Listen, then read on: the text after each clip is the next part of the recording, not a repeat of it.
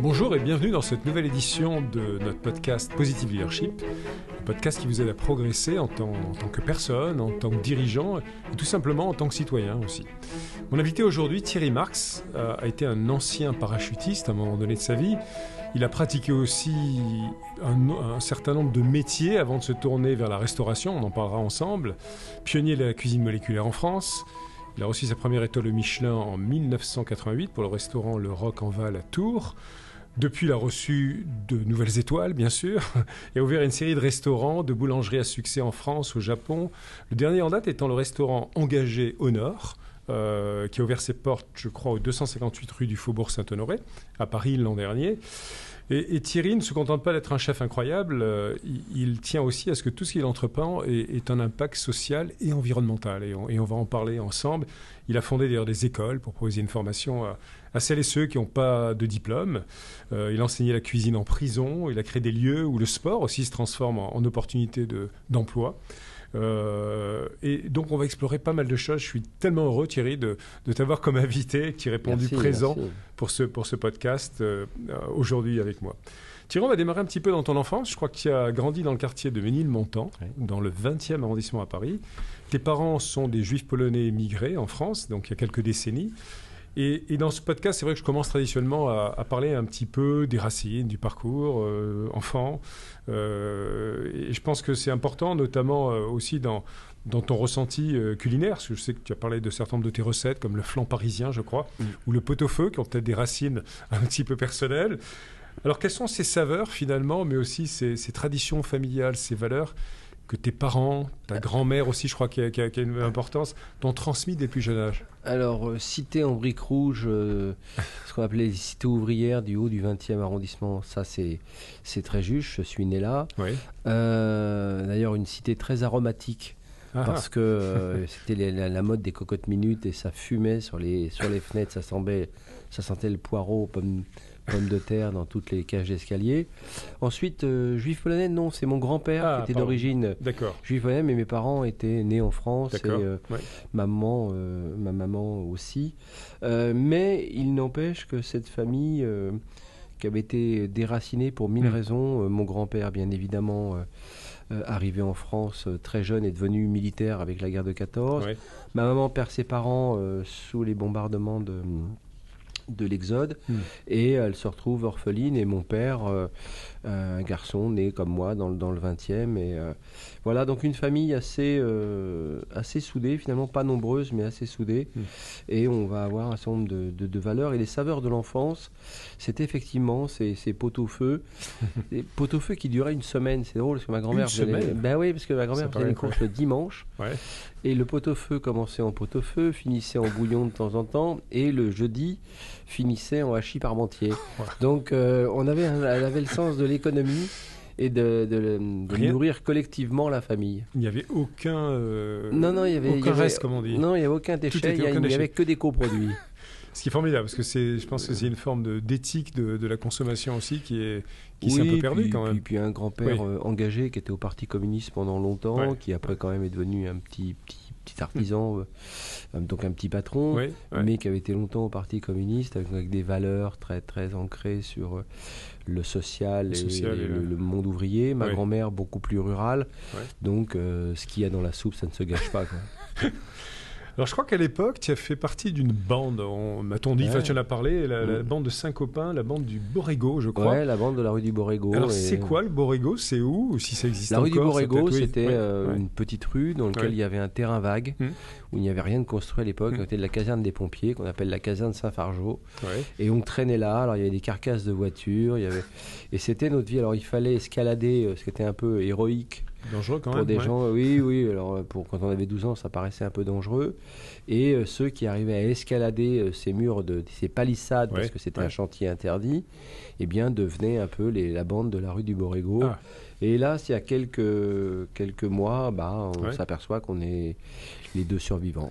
de cette bande de la rue du Banc, de survivants, parce que c'est une bande qui a traversé les méandres des années 80 avec tout ce qui allait, l'arrivée pour certains de la délinquance, pour d'autres de la toxicomanie, pour d'autres une pathologie liée au VIH, et donc une disparition.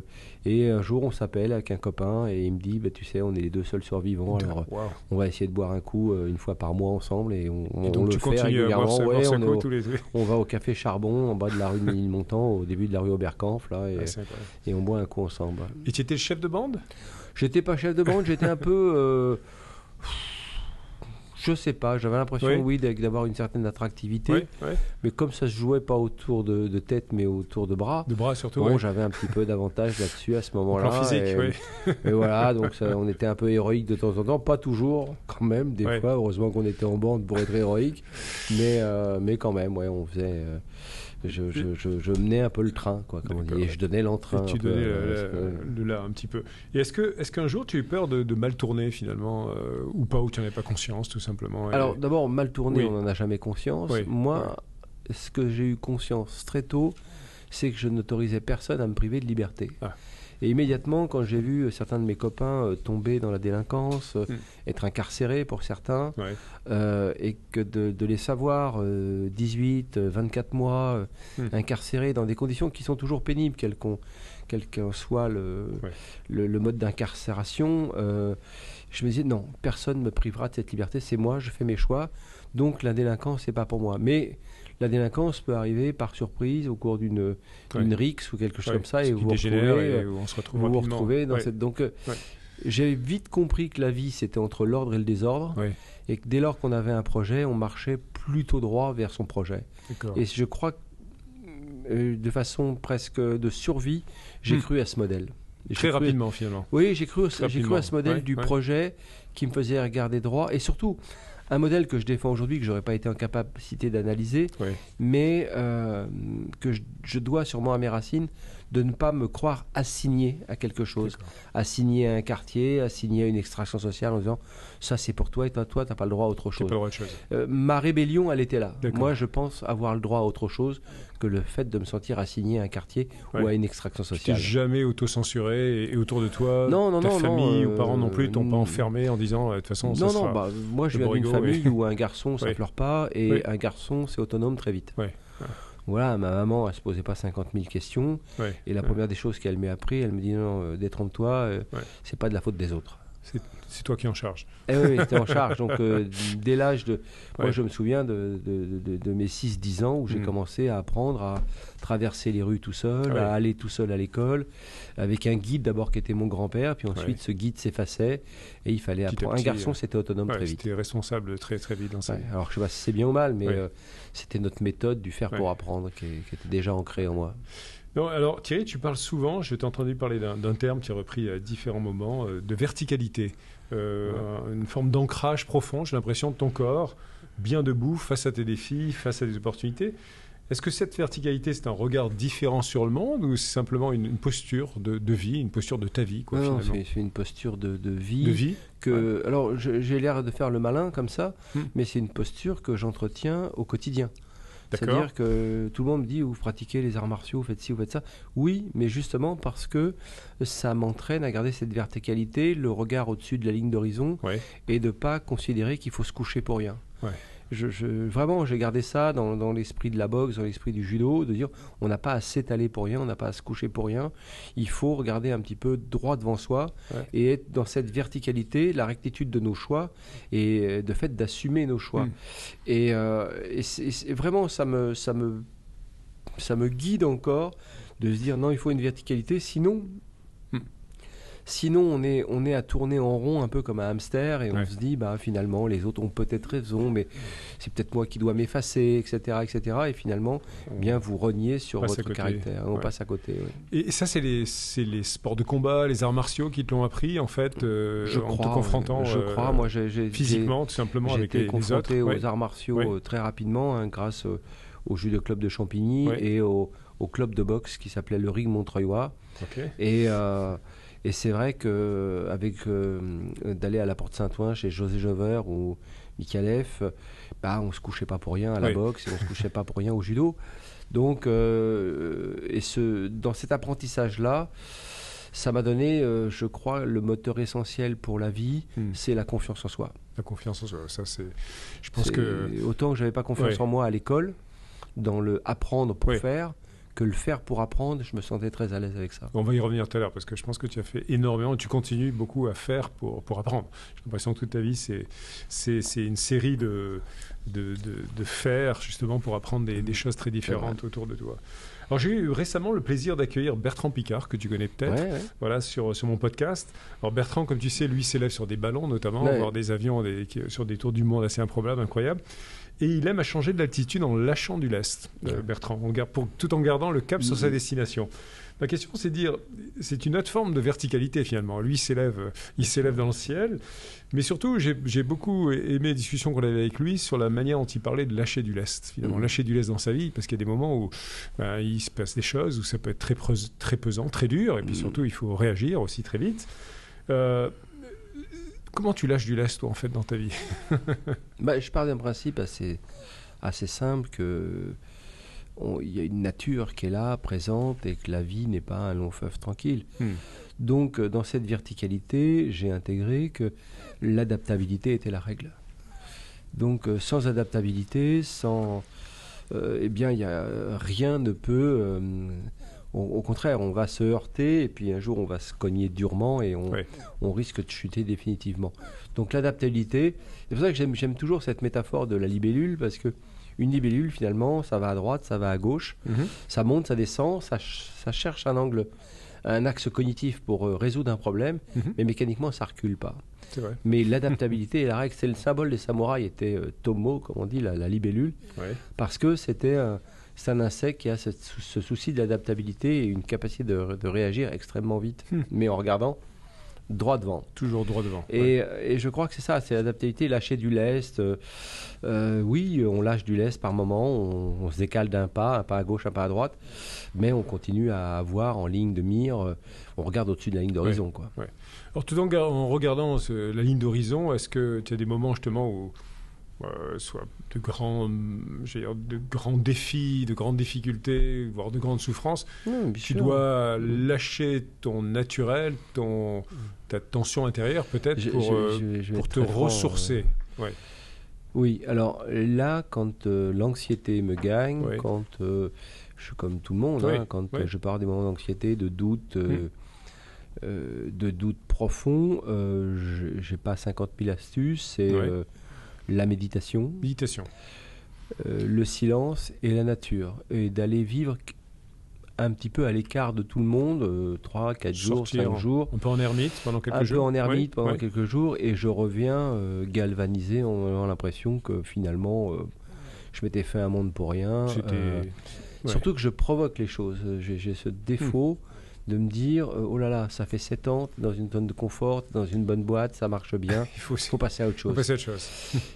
Et je le sais, je le vis, je me dis, t'aurais peut-être pas dû, c'était quand même très confortable, t'avais un très bon salaire, mais en même temps, je sais que c'est ma planche de salut pour aller plus loin. Pour te réinventer, pour me réinventer, pour rester dynamique, pour garder cette notion du projet qui vous fait aller jusqu'au bout, jusqu'au jour où vous soufflez la veilleuse, mais finalement, c'est pas la mort qui vous fait peur, c'est simplement le fait de ne pas avoir rempli finalement suffisamment bien la vie. Donc, moi, je pars de ce principe-là. Alors, des moments d'anxiété, j'en ai. Bien, la méditation est une réponse, mais la méditation en milieu très naturel, comme la forêt, comme la montagne, comme les grands espaces, oui, là, ça me ressource complètement. Et en marchant, tout simplement, ou en te posant quelque part, trek, escalade, méditation, lien avec la nature. Avec la nature. Reconnecter avec la nature, tout simplement. Bien sûr. Mais on oublie toujours cette temporalité en 3 temps, chronos, kéros, la décision et aion, la nature des choses.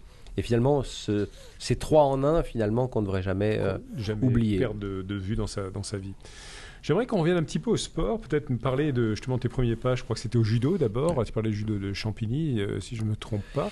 Exactement. Et donc, Qu'est-ce que ça t'a appris finalement, le judo et tes premiers souvenirs, peut-être de combat ou de pratique et de ceinture? Alors, les premiers combats, c'était plutôt un échec et je prenais beaucoup de coups et j'allais beaucoup par terre.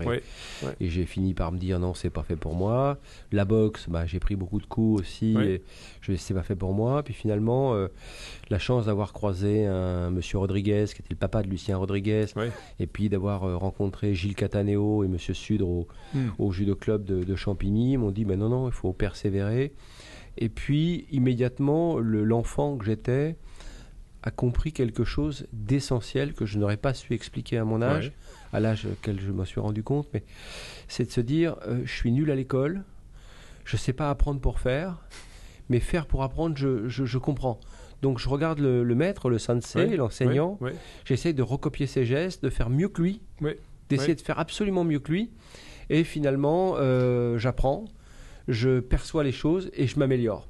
Et du coup, ça m'a donné ce que j'ai évoqué, cette confiance en moi qui m'a permis d'affronter la vie courageusement. C'est-à-dire de ne pas rester dans l'univers de la cage d'escalier dans laquelle j'étais en me disant qui c'est le caïd de la cage d'escalier, mais en me disant non, je vais me confronter à d'autres. Sportivement, et cette confiance que ça m'a donné, eh bien évidemment ça m'a ouvert tout un tas de portes pour l'apprentissage d'autres choses, simplement parce que j'avais compris qu'il y avait deux façons d'apprendre, une dans laquelle je n'adhérais pas du tout, c'était apprendre pour faire, mais que faire pour apprendre, alors là je voulais bien être de service régulièrement. Et immédiatement, dès lors qu'on sent que dans cette observation, vous savez, au Japon on dit shuari, souvent on dit observe et tais-toi, apprends et comprends, ensuite tu pourras innover. Mais ce que j'ai appris dans le milieu des arts martiaux, c'est de se taire souvent. On veut toujours des grands managers qui prennent la parole et la prise de parole et c'est ça. Faites-moi ils en mais disent. Si on apprenait un peu plus souvent à se taire et à écouter, ce serait quand même plus efficace dans l'apprentissage. C'est d'ailleurs l'un des grands pouvoirs du leadership positif, du leader en tant que coach qui est là pour écouter la plus grande partie du temps, pour aller au fond des choses et comprendre vraiment le vrai problème qu'on veut traiter, la vraie opportunité. Leadership positif, c'est intéressant, mais on ne peut pas imaginer un leader qui ne serait pas positif. On ne suit pas les gens positifs, négatifs. Je te rejoins, mais malheureusement, je pense qu'il y a encore du travail à faire. Parce que c'est le mot leader qui a été un peu dévoyé, qu'on a tartiné dans toutes les grandes écoles de commerce. Et on se dit le leader, mais le leader, c'est d'abord quelqu'un qui peut être vertical et qui a un projet. Alors j'aimerais qu'on continue, Thierry, sur cette pratique en faisant pour apprendre. Et tu parlais, tu me disais, finalement, je regardais le maître, que ce soit en judo, que ce soit en karaté ou boxe, par exemple, et je répliquais ces mouvements, finalement, une forme de cognition musculaire qui se fait après avec son corps, avec ses bras, avec le reste. Et je pense, j'ai l'impression qu'en termes de cuisine, il s'est passé peut-être un peu la même chose, mais qu'auparavant, tu as eu ce passage, je sais, d'ailleurs, tu te présentes d'ailleurs souvent comme un artisan cuisinier, entrepreneur et pas un chef, même si tu es évidemment un chef. Et plus jeune, tu as fait partie des Compagnons du Devoir. Donc j'aimerais que tu parles de ça, parce que c'est assez peu connu, de cette institution incroyable. Je crois qu'il y a plus de 900 ans d'âge dans le pays. Exactement. Et qu'est-ce que tu y as appris et en quoi ça a été peut-être extrêmement fondateur? C'est un monde extrêmement intéressant. Je suis arrivé avec mes difficultés scolaires. On m'a dit, mais ça ne nous intéresse pas. Nous, ici, on est dans le faire pour apprendre. Et immédiatement, j'ai compris que mes difficultés allaient s'effacer face à la réalité du terrain. Donc, diviser une recette, il fallait que je réapprenne les divisions, les multiplications, etc. Donc c'est très intéressant. Et surtout, il y avait un mode assez ésotérique quand même de fonctionnement qui faisait qu'on ne prenait pas la parole pour ne rien dire, qu'il fallait demander l'autorisation de prendre la parole, qu'il y avait des cours permanents et surtout des grands personnages et des grandes phrases qui me servent encore aujourd'hui. Je me souviens d'un compagnon charpentier qui m'avait dit: c'est pas ton patron qui protège ton emploi, c'est ta curiosité. Plus tu seras curieux, plus tu seras instruit, plus tu seras un homme libre. Et ça, vraiment, je le garde encore chevillé au corps, parce que c'est un grand modèle des Compagnons des Devoirs qui ont su émanciper les plus fragiles de la société, ce qu'on appelle le monde prolétarien, pour les élever à ouvriers d'élite. Et donc indispensable pour la société. Parce que c'était vraiment l'élite, effectivement. Bien sûr, et ça l'est toujours. Et ouvrier d'élite, et en même temps, en mettant à mal, finalement, tout un système économique qui était la monarchie d'une époque ou début de République d'une époque. Donc ça, c'était intéressant. Et effectivement, les compagnons de devoir m'ont enrichi là-dedans l'idée que salaire honnête ou repos, du premier naît l'harmonie, du second naît l'anarchie. Bien payer les gens parce qu'ils font un bon travail et un travail durable. On l'a vu d'ailleurs avec le symbole de Notre-Dame de Paris. Donc 900 ans, c'était important. Donc les compagnons du devoir, pour moi, un passage important, un passage dans lequel je suis toujours, parce que on ne quitte pas cette famille, on ne quitte qu'à sa mort. Mais vraiment, c'est un apprentissage d'homme extrêmement fort, parce que justement, il y a ce côté confiance en soi, ouvrier d'élite, et surtout l'apprentissage essentiel de la critique. C'est ça qui est intéressant chez les compagnons de devoir, c'est que il n'y a jamais de compliment. De l'esprit. Vous avez trois grandes épreuves à passer pour devenir aspirant, compagnon fini. Donc il faut faire ce qu'on appelle un chef-d'œuvre. Et vous êtes obligé de vous dépasser, mais le jour de cette critique, il n'y aura pas de compliment. Oh, c'est formidable. Moi, je vais vous donner ma première critique. J'étais jeune aspirant pâtissier. Et je fais un gâteau et je m'efforce de passer plusieurs heures à faire une jolie cage à oiseaux en sucre avec un petit oiseau à l'intérieur. Globalement pas terrible, mais pour mon niveau de compétence, ça me paraissait être quelque chose de très fort. Je dépose le gâteau sur la pièce pour qu'elle soit critiquée et il y a un ancien qui me dit « Oups, c'est très joli ». Et puis tout d'un coup, il enlève cette cage à oiseaux en sucre et il dit « Mais on va parler pâtisserie parce qu'on n'est pas décorateur. » Le biscuit, il n'est pas droit, la crème... Répondez à ce qu'on vous demande. On veut juste mesurer ça. Et on revient aux fondamentaux. Et ça, vous avez parlé de l'esprit des arts martiaux. Eh bien, on a toujours ça dans les arts martiaux. Et je trouve que la similitude entre les deux, dans la construction d'un homme, entre l'apprentissage d'être un ouvrier d'élite et l'apprentissage de l'art martial, eh bien d'abord, c'est durable, il va falloir le remettre en question tout le temps, et toujours aller chercher de la curiosité, plus de connaissances, plus de compréhension, pour être de plus en plus libre, finalement, de s'émanciper. Alors, ce qui est intéressant, ce que tu dis, c'est que finalement, il y a beaucoup de travail de recherche, comme tu sais, éducatif sur le rôle des critiques, des feedbacks dits négatifs, et au contraire, des encouragements et des feedbacks dits positifs qui aident à faire grandir les personnes. Et donc, quelque part, là, ce que tu dis, et il faut le placer probablement dans le contexte de ces ouvriers d'élite aussi, parce que c'est quelque chose d'assez exceptionnel, j'ai l'impression. La règle du jeu était, et peut-être toujours, je ne sais pas aujourd'hui si en 2023, c'est toujours le même mode opérationnel. Et je te poserai la même question sur tes propres écoles. Est-ce que tu procèdes de la même manière? C'est-à-dire, il y a le moment de la critique qui va aider à faire grandir, ou est-ce que tu l'accompagnes aussi de feedback positif, de renforcement d'un certain nombre de choses qui se passent, qui sont positives? Il y a une ambiguïté dans ce qu'on est en train de se dire. Pour moi, la critique n'est pas un feedback négatif. C'est un feedback qui va faire réfléchir à autre chose, à autrement, à améliorer. Le feedback négatif, c'est un critique de gens qui ont déjà la frustration de ne jamais avoir fait quelque chose eux-mêmes, et de cette frustration vont considérer qu'ils peuvent avoir autorité pour vous critiquer. Ça, c'est la vie normale du monde des artistes, du monde des critiques gastronomiques et tout. Il faut leur laisser ça, ils ne font pas, ils critiquent, ils sont sur la touche. Là, c'est pas la même chose. Là, ce qui se passe, c'est que dans cette interrogation, la critique, elle va être basée sur quoi? Pourquoi vous avez fait comme ça et vous n'avez pas choisi cette autre option? Et là, vous vous mettez à réfléchir sur pourquoi vous n'avez pas choisi cette option. Est-ce que vous avez la réponse ou est-ce que vous ne l'avez pas? Si vous ne l'avez pas, la prochaine fois que vous serez dans un atelier ou dans un laboratoire de pâtisserie ou de cuisine, vous allez aller chercher cette explication-là parce que vous voudriez avoir la réponse. Encore une fois, ça s'est basé sur la curiosité. La curiosité qui fera de vous un homme libre, au sens large du terme, en tant qu'homme, homme ou femme. Et c'est ça qui est intéressant, c'est de creuser quoi? L'esprit critique. Construire son esprit critique. Vous voyez, cette société, aujourd'hui, elle se refuse à ça. Et moi, quand je défends l'idée de refaire des mangeurs et plus des consommateurs, c'est pour qu'ils aient un esprit critique. Qu'ils aient un véritable esprit critique, Non, je pense que c'était très utile d'avoir cette conversation. Je l'ai eu avec différents invités sur la nature qui peut être très constructive du feedback. Alors, selon la tonalité qu'on lui donne aussi, la manière dont il est pratiqué, et selon la manière dont on va aider à faire grandir la personne qu'on a en face de soi. Parce que je pense que c'est ça la finalité.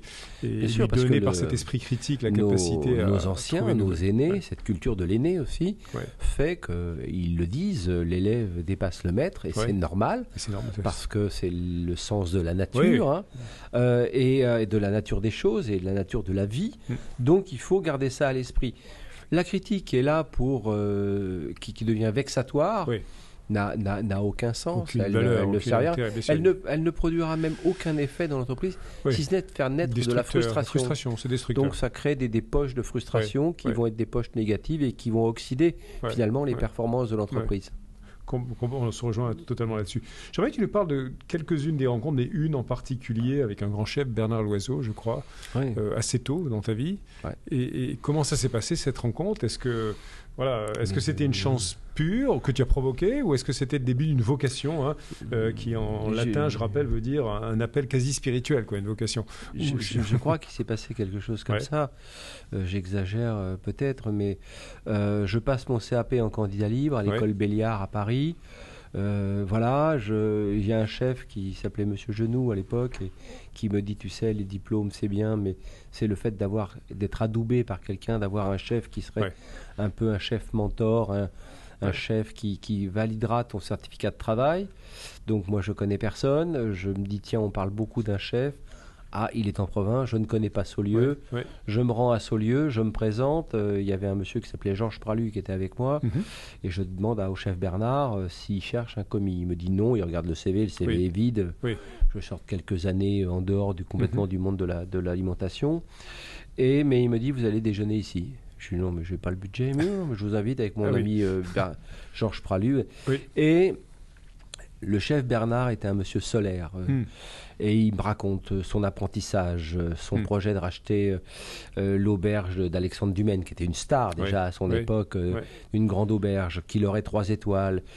Tout, et sa cuisine, les plats, comment il les concevait, comment il les construisait, comment il dérangeait des cercles déjà établis par une vieille cuisine, quand il parlait de la cuisine à l'eau et tout ça. Je me dis, si je fais ce métier, je le fais comme ça. Je le fais comme lui.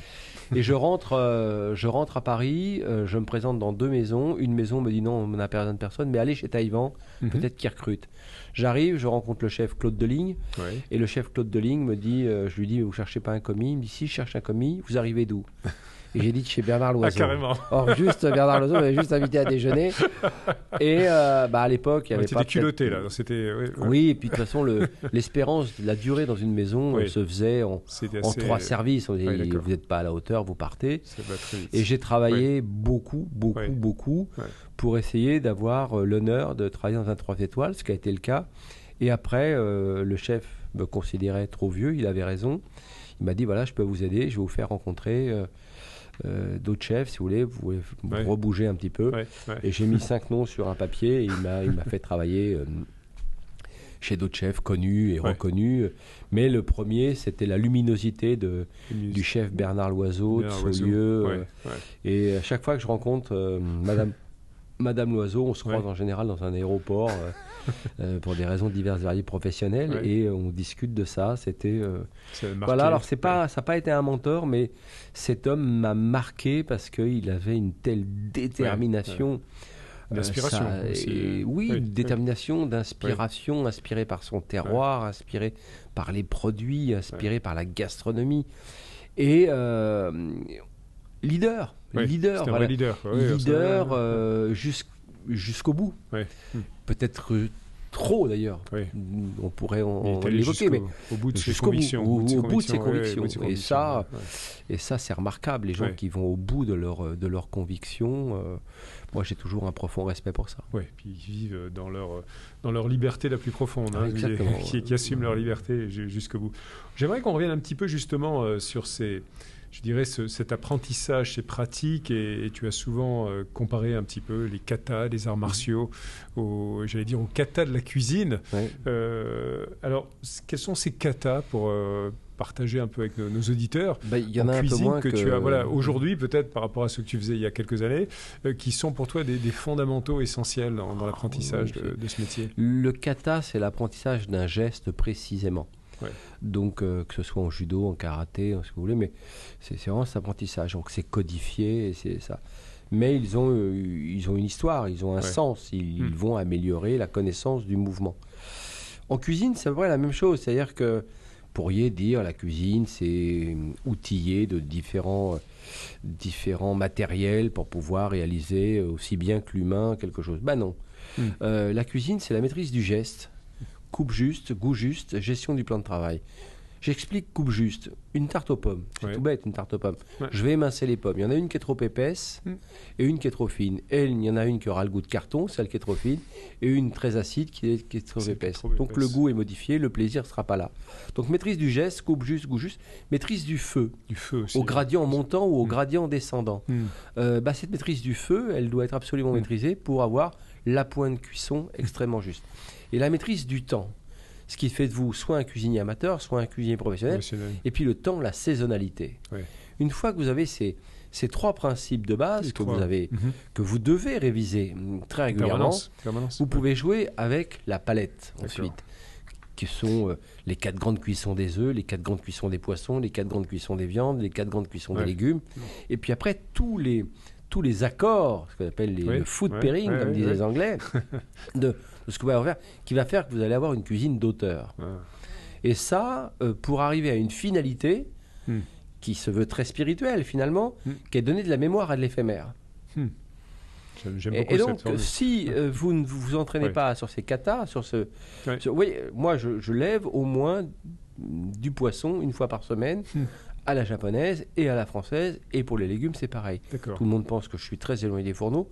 Une fois par semaine, je suis au fourneau et je révise ces bases-là. Parce que quand j'arrive dans mes écoles, on m'attend là-dessus. Vous attend là-dessus, c'est ça. On m'attend là-dessus parce que ces gamins, je leur dis non, on va apprendre les bases, geste, feu, temps et les 4 grandes cuissons. Point. Après, vous vous débrouillez tout seul. Et donc, c'est vraiment des fondamentaux qui sont aujourd'hui dans tes écoles. Bien sûr, parce que moi, j'ai des personnes qui sont éloignées de l'emploi, très éloignées de l'emploi en grande précarité, ou des personnes qui ont des accidents de parcours, des fois un petit peu complexes. Non, j'aime énormément c'est pas cette analogie, cette construction et cette répétition extrêmement rigoureuse, finalement, de ces fondamentaux pour ensuite se permettre de la variété, de l'innovation et aller composer peut-être une partition ou en tout cas une... Nous, on a un acronyme qui répond à ça dans nos écoles, on dit RER.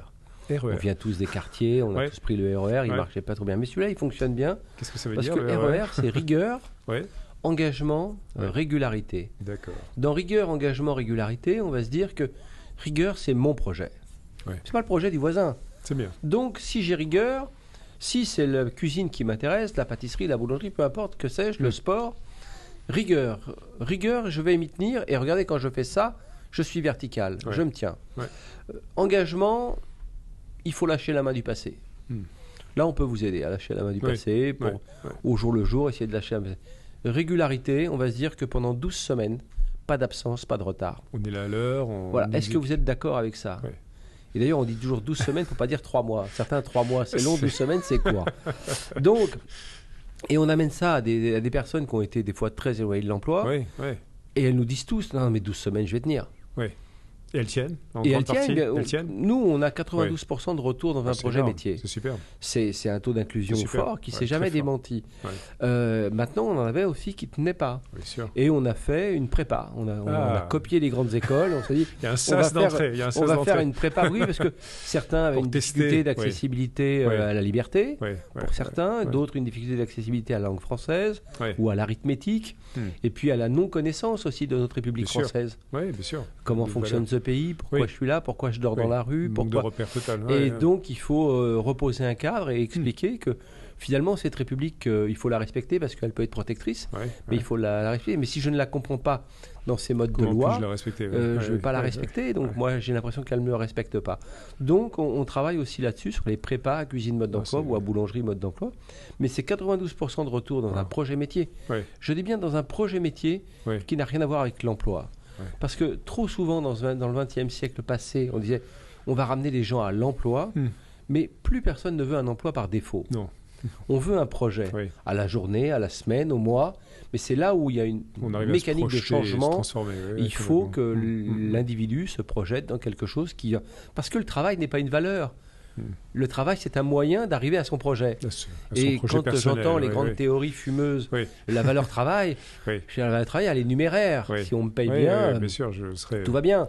Pour toi, c'est le projet vraiment qui est très déterminant. Mais bien sûr, un projet de vie, mais bien sûr, parce qu'on regarde, on a la tête droite, y compris quelqu'un qui est des fois en grande difficulté de santé, qui a besoin de se redresser à la journée, eh bien, le fait d'avoir un projet pour le lendemain apporte déjà quelque chose. Donc, on voit bien que ça a un côté thérapeutique. Écoute, c'est une super discussion. J'aimerais revenir là quelques autres années en arrière sur un moment de ta vie particulier quand tu t'es retrouvé pris dans la guerre civile au Liban. Donc là, c'est un moment très différent. Alors, tu as parlé déjà publiquement un petit peu des épreuves que tu as traversées. Moi, j'avais eu un invité précédent, je connais peut-être, je ne sais pas, Bill George, c'est un ancien patron d'entreprise. Il a écrit un très beau livre, True North, le vrai Nord, et dans lequel il parle finalement de ces moments, en anglais c'est crucibles, ces moments charnières de nos vies. On a tous des moments charnières où il se passe des choses, des drames, des choses extraordinaires qui font qu'on est devenu ce qu'on est aujourd'hui. Est-ce que ce moment au Liban est l'un de ces moments charnières pour toi et si oui, de quelle manière il t'a marqué ou a créé en toi peut-être J'ai du mal à répondre à cela, cette période, parce que quand on a 18 ans ou 20 ans, on a une impression d'immortalité, que rien peut nous arriver. Mais par contre, j'ai vu des choses qui, nombreuses années après, m'ont perturbé. Des enfants morts, un certain nombre de choses comme ça qui sont extrêmement dures à vivre, mais qui vous arrivent en images beaucoup plus tard dans votre vie, pas pendant l'épreuve. Non, les épreuves qui ont marqué la temporalité de ma vie très fortement, ces moments cruciaux, comme ça a été évoqué, c'est plutôt la disparition, la mort d'êtres chers. Moi, je me souviens exactement des mots de ma grand-mère quand elle part. Elle me dit « Je ne retourne pas à l'hôpital, je meurs ce soir, j'en ai marre. J'arrête. » C'était les mêmes mots pour mon grand-père. Alors, ces moments-là, quand vous avez 13-14 ans, c'est dur, mais on est très admiratif du courage qu'il faut pour prononcer ces mots-là. Et ça m'a beaucoup marqué. Ça m'a appris à arrêter de me plaindre si j'avais un bouton sur le nez. Et après, tout ce qu'on a pu traverser dans des moments aussi durs que peut être une guerre civile, j'ai pas de mots pour ça parce que je ne vois que des choses positives. C'est peut-être que vous arrivez à retrouver une fraternité, des chemins de loyauté avec des gens qui ont vécu ces choses en même temps que vous. Et vous essayez de chasser de votre esprit tout un tas de choses. Donc, c'est pas ces périodes-là, moi, qui ont marqué ma vie. C'est le départ des gens dont je pensais qu'ils disparaîtraient jamais. Et qui seraient éternels. Qui seraient éternels. Parce que c'était des guides, parce que c'est... Et que quand je perds mon grand-père, ma grand-mère, mon père, je me dis, bon, t'es tout seul, mon coco, il va falloir assumer maintenant. Et voilà, il faut avancer, et c'est la règle du jeu. C'est affronter cette règle du jeu. Et c'est affronter cette règle du jeu avec beaucoup de positivité, mais de dire ils ont été quand même très courageux. Ils ont su faire face. Moi, j'ai une admiration pour eux, parce que mon grand-père qui a toujours fait face aux choses très efficacement, ma grand-mère la même chose, mon père pareil, avec beaucoup de courage, sans jamais se plaindre. Sans jamais de complainte qui dire on n'a pas eu de chance, c'est pas nous, non, on est debout, on avance, et si on a mal, c'est qu'on est vivant, et si on est vivant, on avance. Et quand c'est fini, on tire sa révérence le plus tard possible. Mais voilà, et ça a été des moments de ma vie qui ont été des moments assez durs à vivre, parce que la question est ce que j'aurai autant de courage, quoi, lorsque le jour sera venu. Alors parlons maintenant un petit peu des dernières années, Thierry, parce que tu n'es pas simplement un artisan, un chef, tu es aussi un entrepreneur incroyable. D'ailleurs, tu dis que tu dois être corrigé de temps en temps parce que tu as tendance à passer à différentes initiatives, je crois, rapidement. Mais tu as créé des boulangeries, des écoles de formation, des restaurants. Récemment encore, Madame Brasserie au premier étage de la Tour Eiffel, le restaurant gastronomique au Nord, engagé. Et lorsqu'on lit les mémoires ou biographies de grands chefs de la génération précédente, que tu connais aussi, je pense, évidemment très bien, comme Joël Robuchon, Bernard Loiseau, on en a parlé un petit peu, on est frappé par la dureté de la période d'apprentissage, on en a parlé un petit peu, et peut-être la leçon sous-jacente que pour atteindre cette exigence, finalement, requise par l'excellence, il fallait peut-être une formation extrêmement dure, en tout cas très rigoureuse, tu l'as dit, exigeante, etc. Est-ce qu'aujourd'hui, justement, pour former un très bon cuisinier, même si tu as déjà commencé à répondre à cette question, faut-il une approche qui soit toujours la même, ou est-ce qu'elle est panachée avec de la bienveillance également pour cette jeunesse qui cherche un projet, un futur? Moi, je n'ai pas d'avis là-dessus sur ce qui a été dur. Oui, ça a été dur, les horaires étaient durs, ils ont eu des vies terribles, ils ont commencé à travailler très tôt. On parle de M. Robuchon, mais on parle de chefs qui ont commencé à travailler à 13-14 ans, durement pour apprendre le meilleur, pour sortir et faire partie de l'élite, où personne ne vous fait de place, où les deuxième, troisième cercles du maître à penser, qui était un chef, des grands chefs, ne vous laissaient pas passer, donc il fallait prouver qu'on était le meilleur. Je comprends la dureté des choses. Maintenant, je pense que la transmission aujourd'hui, il ne faut pas non plus trop la ramollir. Je pense que le management en entreprise, parce qu'il n'en est pas moins qu'un restaurant, qu'un hôtel sont des entreprises et qui ont des missions très, très précises de quand même faire de la croissance, de créer une expérience client. Donc moi, je me suis mis une règle que j'ai piquée un petit peu partout. Avec ces chefs avec qui j'ai pu travailler, mais aussi avec les grands chefs d'entreprise avec qui j'ai pu travailler. Dur avec les faits, bienveillant avec les gens. Les faits sont les faits et les faits ne sont pas négociables. Vous n'êtes pas dans vos chiffres, vous n'êtes pas dans vos ratios, il faut corriger le tir, sinon on va tous mourir ensemble. Donc, ce qu'il faut, c'est de se dire, je suis dur avec les faits, bienveillant avec les gens. Je peux avoir des décisions à prendre, je peux avoir à trancher des décisions, rien ne m'impose d'être un bourreau. Rien ne m'impose d'être un bourreau. Donc ça, c'était à corriger dans l'univers dans lequel j'étais. Mais pourquoi ils étaient souvent des bourreaux ? Parce qu'ils s'étaient maltraités eux-mêmes déjà au départ. Et ils avaient été maltraités. Donc aujourd'hui, ce n'est plus le cas. La seule transmission managériale que je peux faire aujourd'hui, c'est que soyez dur avec les faits, bienveillant avec les gens. Et ce qu'on aurait pu retenir du monde des armées, c'est la même chose. Vous parliez de commander des personnes. Les faits sont les faits et les faits ne sont pas négociables. Mais par contre, bienveillant avec votre équipe, ce qui vous permet d'aller loin dans le combat.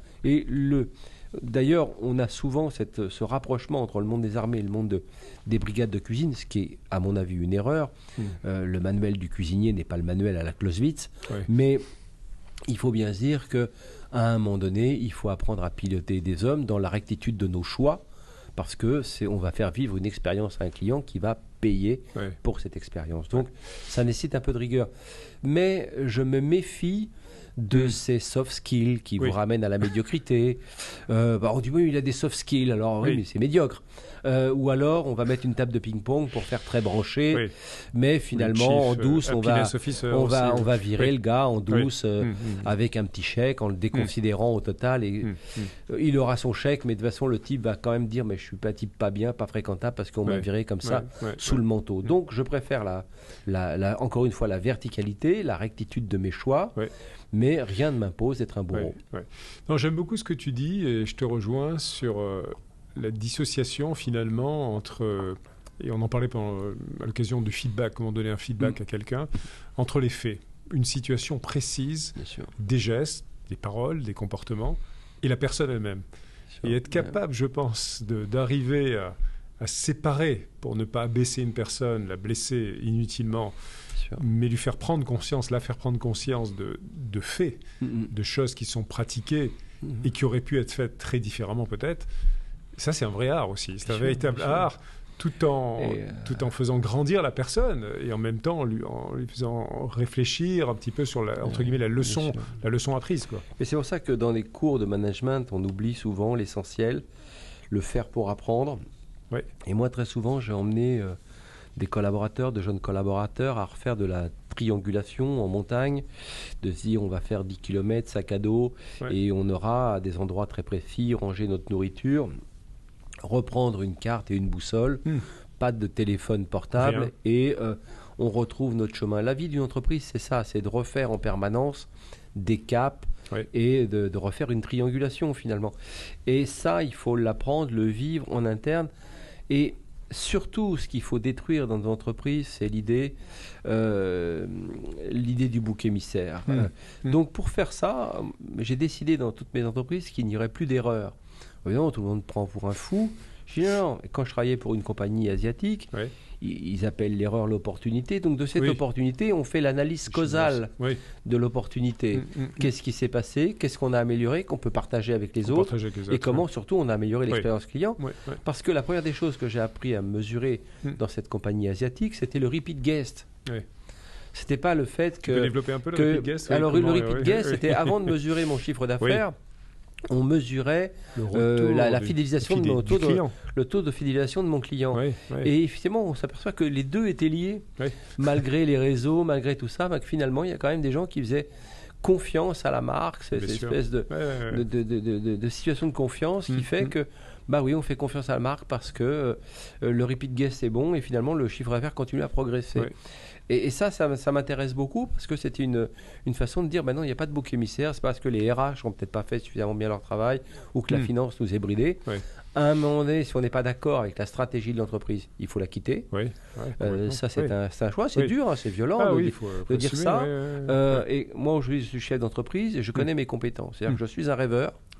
Si j'embauche 2 rêveurs pour faire un nouveau projet, on se casse la figure. Maintenant, il me faut un rêveur, un comptable qui met des chiffres sur mes rêves et un bon vendeur qui sait me développer, qui va me dire ça vaut 200 clients, ça vaut 200 000 clients.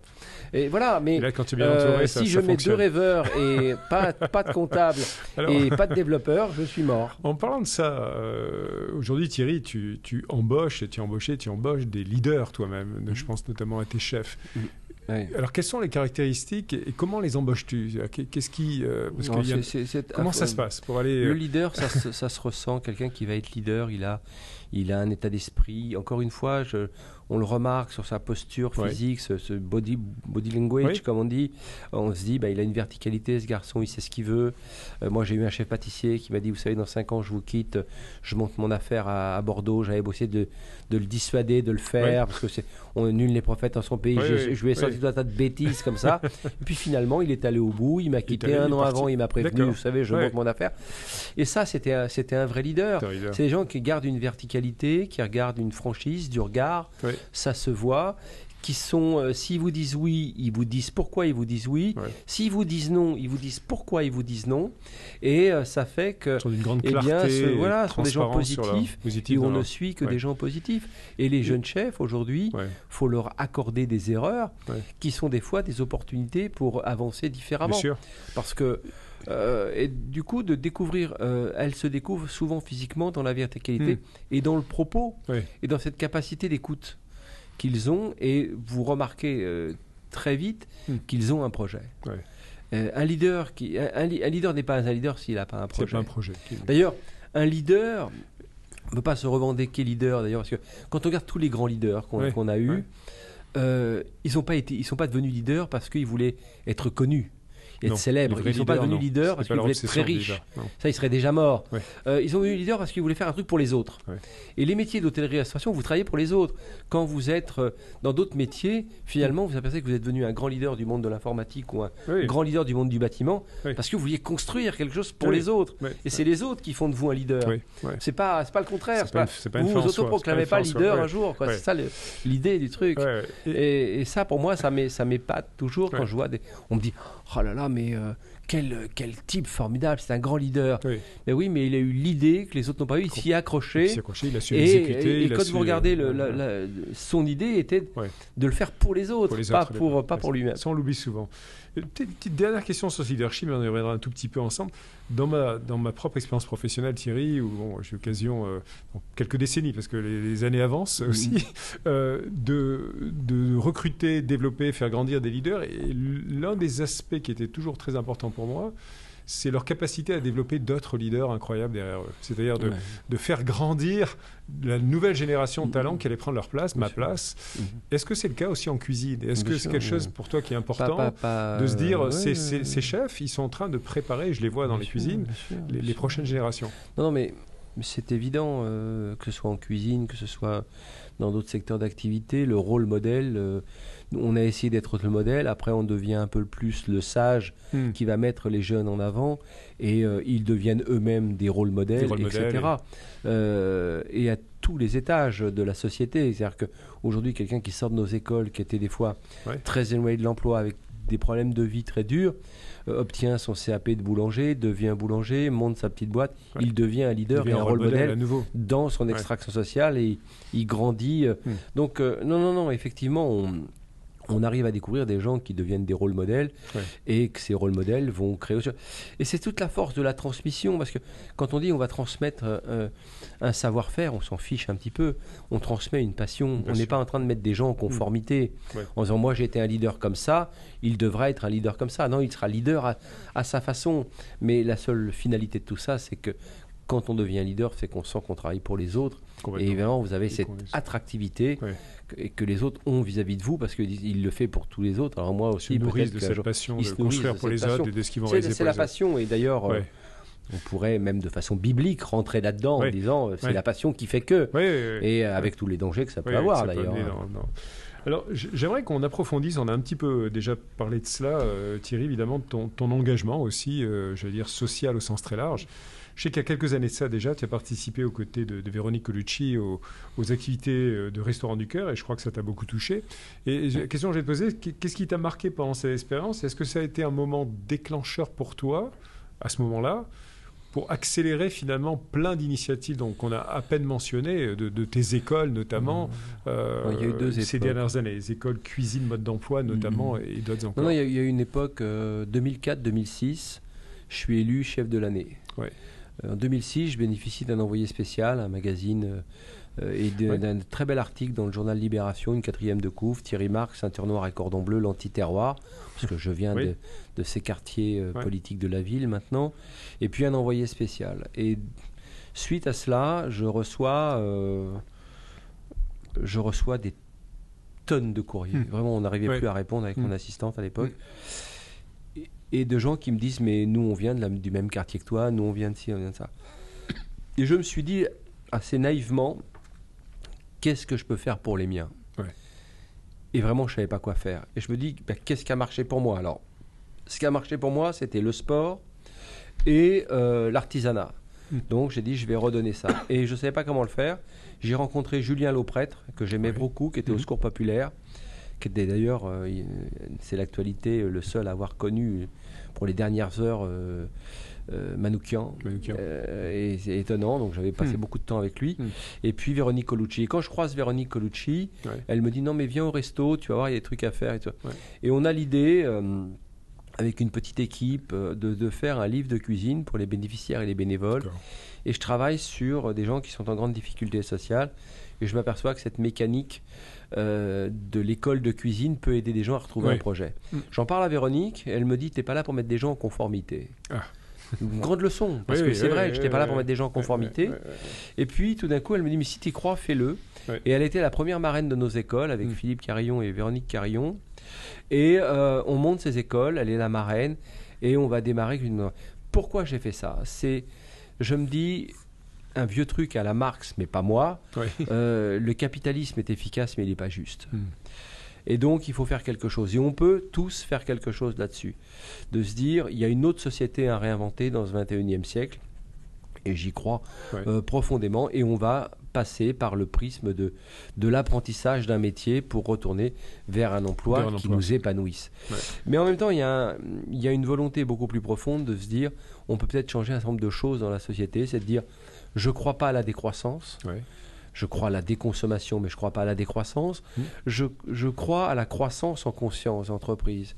Qu'on arrive à mesurer la croissance économique d'une entreprise, ce qui me paraît tout à fait logique, normal, et sa compétitivité. Ça, je ne vois pas comment on fait machine arrière là-dessus. Mais qu'en même temps, nous soyons capables en Europe de mesurer l'impact social et l'impact environnemental aussi, de nos entreprises. Et ça, je pense qu'on est tous convaincus là-dessus. Et je vais taire mon propos avec un monsieur que j'avais rencontré qui m'a aidé à un moment donné pour ses écoles. Et je le vois, je lui présente mes 5 slides pour présenter mes écoles. Je lui dis voilà, j'ai besoin. Il me dit ah oui, je sais, vous avez besoin d'argent. Et là, j'étais tellement vexé, je lui dis non, j'ai besoin d'un réseau. Il me dit alors là, vous m'intéressez. Il me dit vous faites quoi ce week-end? Je lui dis rien. Il me dit on va à Monaco. Il me présente un certain nombre de personnes. Et 5 bras se lèvent et on monte les écoles avec un petit peu d'aide. Ça a démarré comme ça. Wow. Et ce monsieur, je le revois quelques années après. Et je lui dis, mais pourquoi on se connaissait un peu mieux? Pourquoi tu nous as aidés Et il me dit, pourquoi je t'ai aidé? Mais comme il avait un franc-parler, mais t'es con. Et il m'a dit, parce qu'on va s'entretuer sinon. Il y a une telle fracture sociale tellement inflammable que si le monde de l'entreprise n'est pas le relais, la passerelle pour relier les deux mondes entre les deux parties, ça va être très compliqué, on va s'entretuer. Et là, s'il est décédé, c'était Christophe de Margerie, le patron de chez Total. Et comment un grand patron comme ça, qui était quand même quelqu'un assez visionnaire dans ce secteur d'activité, disait déjà l'inflammabilité de cette fracture sociale, elle est dangereuse, et va être le rôle des entreprises, avec leur programme RSE, de pouvoir répondre à ce que ne sait pas faire aujourd'hui l'État, finalement, de résorber cette fracture sociale. Alors, tu en as parlé tout à l'heure, tes écoles, tu mesures le succès notamment par ce taux de retour à l'emploi. Quelle est la façon de mesurer le succès? C'est ça, les 92% qui est énorme. On a une obligation de résultat, parce qu'on nous prête de l'argent. Et comme on nous donne de l'argent de certains organismes, il faut rendre des comptes, et on s'aperçoit que d'année en année, on ne décolle pas de 92% de retour à l'emploi. Mais parce que nous avons supprimé le mot emploi. Voilà, tu l'as redéfini. Non, parce qu'on s'est dit, on va ramener les gens dans un projet métier qui les ramène à l'emploi choisi, pas l'emploi par défaut. Et surtout, une grande fierté aussi, c'est qu'on a 7% de création d'entreprises. Ça, c'est énorme. Et durable, parce qu'elles sont encore existantes aujourd'hui. Et ça prouve bien que personne n'a à se croire assigné à une situation sociale ou à une extraction de quartier ou de ruralité, de se dire non, moi aussi j'ai du potentiel, et je vais créer mon projet. Mais aujourd'hui, dire à quelqu'un qui vient de passer une dizaine d'années au revenu minimum d'insertion ou au RSA, ce qui est la même chose, eh bien lui dire qu'il va aller ranger des caddies sur un parking de supermarché, c'est un emploi sans visibilité. C'est pas un projet. Donc c'est l'idée du projet qui vous ramène à l'emploi que vous avez choisi. D'accord. Donc quand ils sortent, vous les interrogez, vous les interrogez pas, vous travaillez avec eux sur le projet très précis qu'ils vont mettre en place. Avant qu'ils rentrent dans la formation. Et vous les aidez à arriver à ce projet-là. Bien sûr, et aujourd'hui, on arrive aussi à trouver des moyens pour des financements pour leurs entreprises. Pour leur entreprise, c'est super. Parce que plus vous montez un petit peu socialement, plus vous rencontrez des personnes aujourd'hui dans le monde de l'entreprise. Énormément d'entreprises font des revenus assez intéressants et sont intéressées par se dire mais cette société ne va pas bien, elle est malade, il faut traiter ces sujets, c'est important. Contribuer, parce que finalement, au fur et à mesure des siècles, les choses n'ont pas tellement changé. De quoi rêvent un homme et une femme? De pouvoir vivre de son travail, de pouvoir mettre un peu d'argent de côté, d'acheter une maison qui leur plaît ou peut-être un véhicule qui leur plaît, de projeter des études pour leurs enfants. Est-ce que ça a changé par rapport à l'époque de mes parents? Non, de mes grands-parents non plus. Donc, cette société, elle attend des choses simples. Et j'aime bien cette phrase du général de Gaulle, quand c'est compliqué, trouver des réponses simples. Et là, la réponse simple, elle dit, je cherche un épanouissement. Chacun le sien. Personnel. Il y a des gens qui me disent, vous savez, je suis très content, maintenant que vous m'avez appris les métiers de la boulangerie, finalement, je travaille que 3 jours par semaine, j'ai ma petite vie, j'ai mon studio, il est heureux. Il est heureux, bien sûr. Et une société où il y a des gens heureux et positifs, c'est une grosse différence. Quand même nettement moins inflammable. Quelques dernières questions, malheureusement, Thierry, parce que le temps avance très très vite. Et j'aimerais qu'on parle un petit peu, notamment de l'héritage et du futur de la cuisine française dans le monde. C'est un grand sujet, parce que très jeune, tu as une formation de pâtissier, on en a parlé, et puis de cuisinier français, j'allais dire classique. Mais très jeune, tu es aussi un cuisinier qui a beaucoup voyagé. Je crois que tu as travaillé en Australie, tu as travaillé, maîtrisé la cuisine chinoise, japonaise, au Japon. La cuisine française a été très longtemps une référence mondiale incontestable. De nos jours, c'est peut-être un petit peu moins vrai, je me permets de dire ça, mais est-ce une réalité? Et puis généralement, quel est ton regard sur l'évolution de la cuisine française traditionnelle? Et quel est son héritage aujourd'hui et quel doit être surtout son futur? Parce que toi qui es quelqu'un qui regarde vers l'avant de la cuisine française. Non, la cuisine française, elle a perdu sur le ranking parce que la cuisine s'est mondialisée. D'ailleurs, il y avait un guide Michelin, un guide Goemio, et puis maintenant, il y en a partout sur la planète. Donc, finalement, la compétition est devenue plus rude. Mais force est de reconnaître que en France encore, comme au Japon, comme en Chine, il y a encore des cuisines d'auteur, que la cuisine française a été télescopée aussi, parce que globalement, on a quand même un système qui ne protège pas tellement cette cuisine d'auteur et notre gastronomie globalement par rapport à celle de l'Italie. Donc, oui, il y a des combats à mener. Je trouve que le relais est bien là. Il y a plein de jeunes aujourd'hui qui sont bourrés de talent, qui sont de vrais tauliers, qui tiennent bien leur boîte et qui font le relief encore de façon nationale et internationale. Donc ça, c'est plutôt encourageant. Et pour aller plus loin, on voit où la cuisine dans 30 ou 40 ans? Eh bien, il faut que définitivement les Français nous tordions le cou au conflit entre tradition et innovation. C'est pas l'histoire. Il faut innover, il faut être respectueux de l'environnement. Il faut qu'on mesure aussi là l'impact social et environnemental de notre cuisine. Revenir des fois à des choses qui sont peut-être plus utiles, notamment de décarboner l'assiette, par exemple. Mais globalement, moi, je suis assez confiant des gens qui regardent notre métier autrement, y rentrent autrement par des parcours différents. Demandent à ce qu'on décloisonne les formations, parce que s'ils décident de rentrer par la pâtisserie en cuisine, eh bien tant mieux. S'ils décident de rentrer par la cuisine pour aller en pâtisserie, c'est tant mieux. Et ils ne veulent pas, encore une fois, se sentir assignés à quoi que ce soit. Donc moi, j'ai bon espoir que la cuisine française reste dans le top 3 des cuisines mondiales. Et aujourd'hui, je vois des jeunes gens arriver qui sont de vrais tauliers. D'ailleurs, nouveau regard aussi. Merci aux guides. On parle du guide Michelin, du guide Goemio. Tous ces guides, finalement, qui ont su protéger le patrimoine culinaire français. Même si des fois, ils froissent nos égos de chefs, eh bien, ils ont quand même su préserver ça. Alors, justement, une grande cuisine, elle se développe aussi avec des ingrédients alimentaires de grande qualité. Toi et moi, on discutait juste avant de démarrer ce podcast sur, entre guillemets, la crise, mais j'ai dit perpétuelle, qui dure malheureusement du monde agricole français, voire européen, voire mondial. On s'accordait à dire que c'est pas que français. Alors, comment faire la part des choses aujourd'hui pour se nourrir de manière qualitative? Et quels sont les conseils que tu donneras à nos auditeurs pour répondre à ces enjeux? Bien manger pour prendre à la fois bien soin de soi, parce que je pense que c'est important au niveau de sa composition, de son bien-être, mais aussi de l'environnement et les agriculteurs. Est-ce qu'on arrive à réconcilier tout ça? Oui, bien sûr. D'ailleurs, il y a un label qui le fait très bien, qui s'appelle Bleu Blanc Cœur. Voilà, ça a 20 ans. 20 ans maintenant. À 20 ans cette année, Bleu Blanc Cœur. Qu'est-ce qu'on a fait chez Bleu Blanc Cœur? Pierre Veil, qui est le cofondateur de Bleu Blanc Cœur, se dit, est-ce que c'est les hommes qui sont malades ou est-ce que c'est la terre qui est malade? Donc la terre qui nourrit les plantes, qui nourrit les animaux. Donc finalement, on s'est aperçu que c'était la terre qui était malade. Il fallait traiter la terre, quelles semences, arrêter les produits, les surcharges des produits phytosanitaires. Et puis la plante sera meilleure, elle nourrira mieux.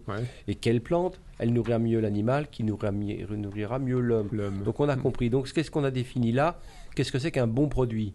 Son impact social, la rémunération de l'agriculteur, son impact environnemental qu'on peut mesurer et l'impact nutritionnel qu'on peut mesurer. Voilà, on a défini ce qu'était un bon produit. Donc partant de là, de s'apercevoir que impact social, environnemental, nutritionnel, impact social, on paye bien l'agriculteur, il est heureux de vivre, il veut se développer. Donc tout est dit, et puis en même temps ramener le citoyen dans sa responsabilité, lui dire, attendez, dans pouvoir d'achat, il y a pouvoir. C'est à vous de décider à la fin. Vous décidez. Donc, à un moment donné, dans le pouvoir d'achat, il y a pouvoir. 50 centimes de plus pour avoir un bon produit, bon pour tous.